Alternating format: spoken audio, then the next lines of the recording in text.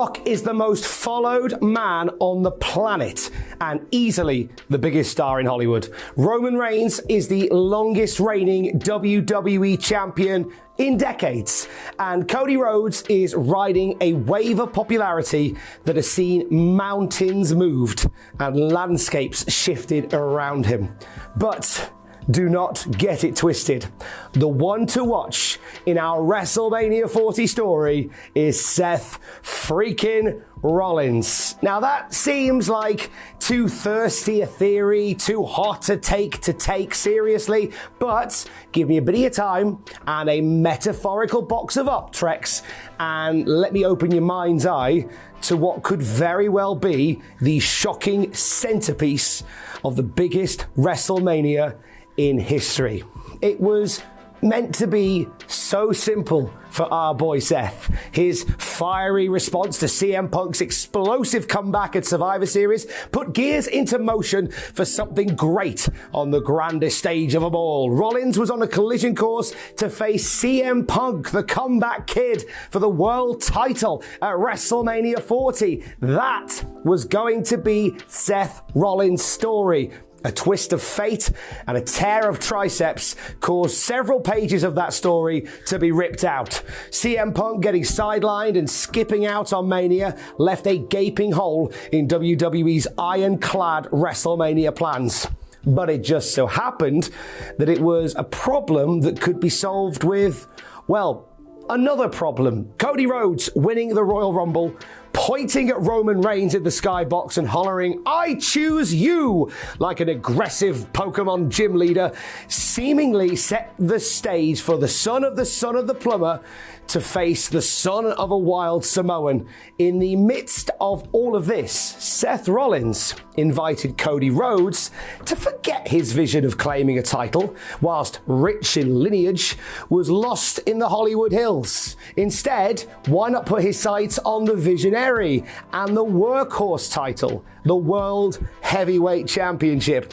Seth's manifesto included several really well put together videos on Twitter asking Cody what sort of champion he wants to be.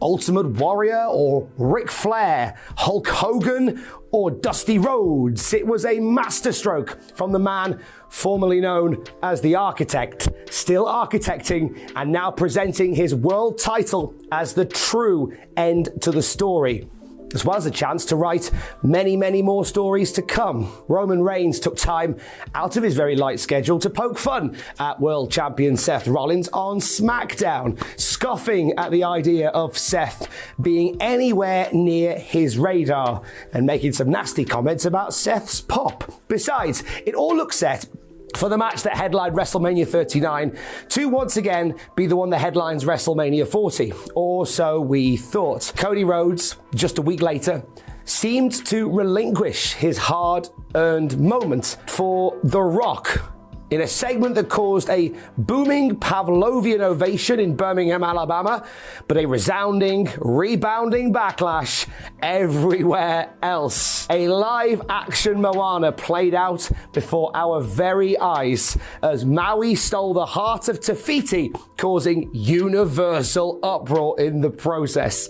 Seth Rollins' campaign and Cody's deal with The Rock was something that internally was setting up the fans for what was to come. WrestleMania 40, seeing The Rock challenging Roman Reigns for the undisputed WWE Universal Championship, whilst Cody Rhodes went after Seth Rollins and the Workhorse World title.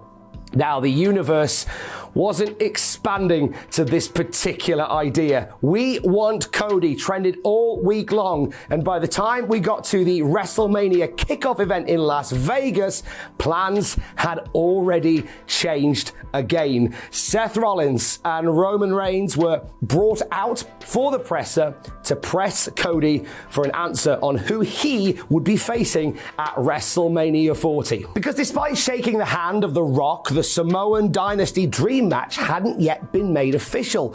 Roman stole that moment from Rollins and said because Cody was taking just too long to make his decision, he would make his own decision, and he chose to defend his undisputed gold at WrestleMania against The Rock. And from here, we see The Rock come out, we see that family tree that's been memed within an inch of its life, saw a big beefy handshake, saw Cody Rhodes sliding into shot and cooking both bloodline bonded buggers. All the while, Seth Rollins is off to the right of the screen, trying to save face, either being belittled or outright ignored.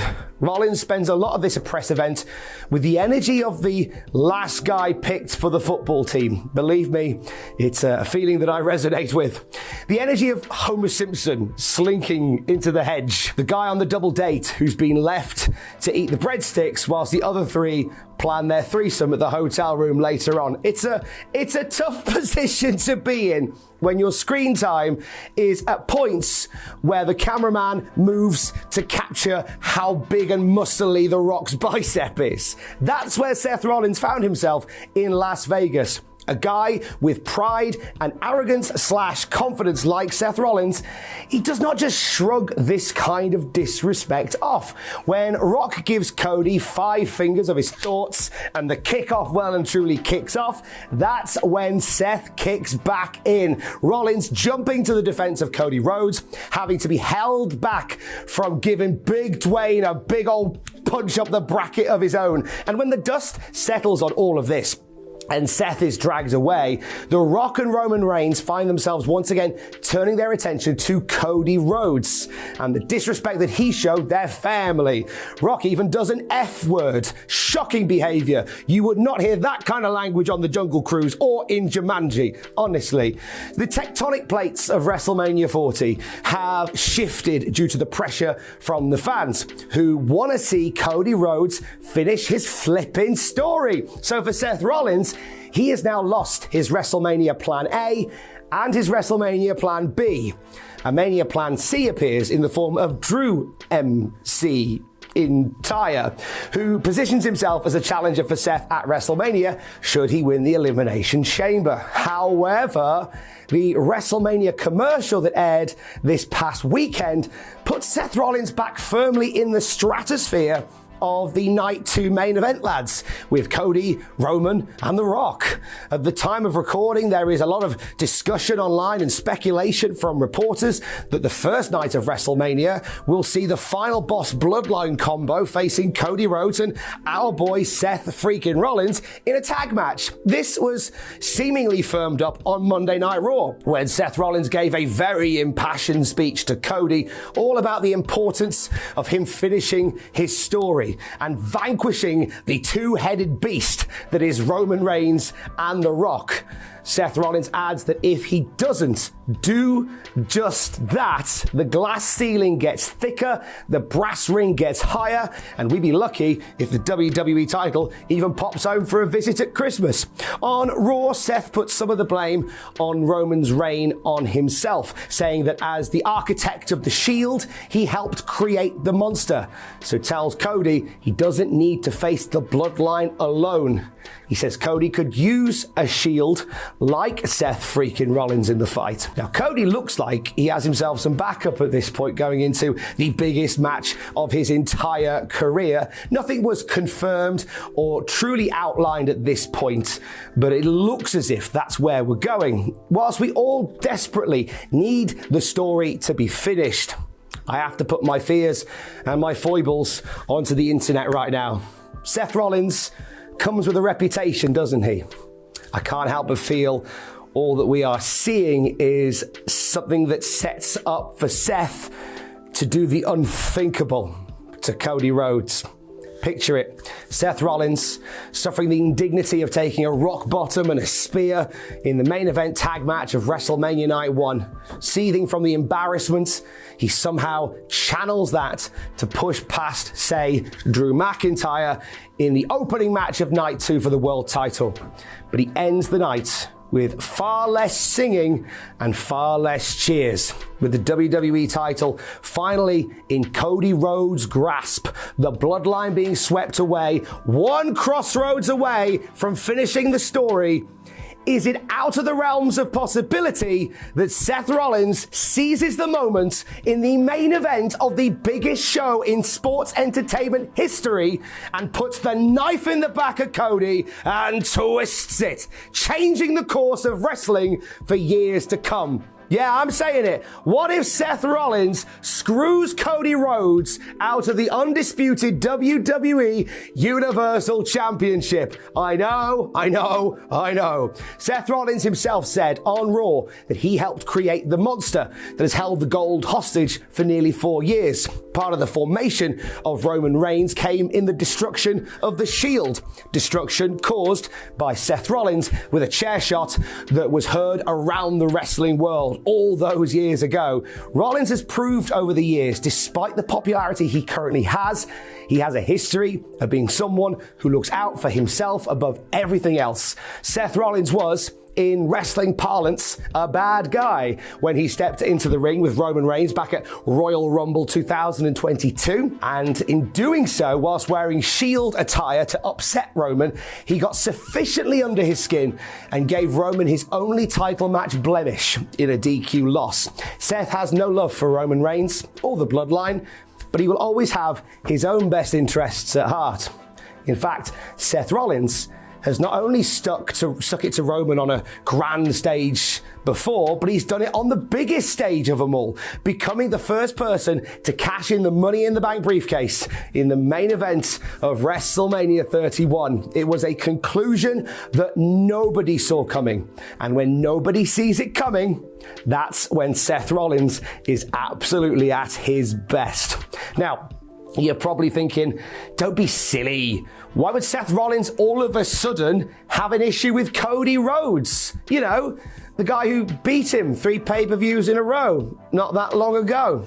And the guy who chose the other title belt over his own accolades. Whilst Roman has historically been the, as Seth Rollins called him, entitled prick, it was the humble goody two-shoes, Cody Rhodes, that stood there in front of the world in Las Vegas at the WrestleMania kickoff and disrespected Rollins' title and Rollins himself by turning his back on him and squaring up to Roman Reigns and The Rock. Why wouldn't an incident like that fester in the guts of a guy like Seth Rollins? CM Punk's injury may have caused a detour on his road to WrestleMania, but Cody Rhodes' selfishness threatened to run Rollins off the freeway completely. Now, there's more than personal pride to regain by costing Cody the biggest match of his life. For Seth Rollins, it's altering the course of history. When Cody beats Roman Reigns, if Cody beats Roman Reigns for the undisputed WWE Universal title, he turns that championship into a workhorse title, a championship that he'll take on the road and defend against all comers everywhere.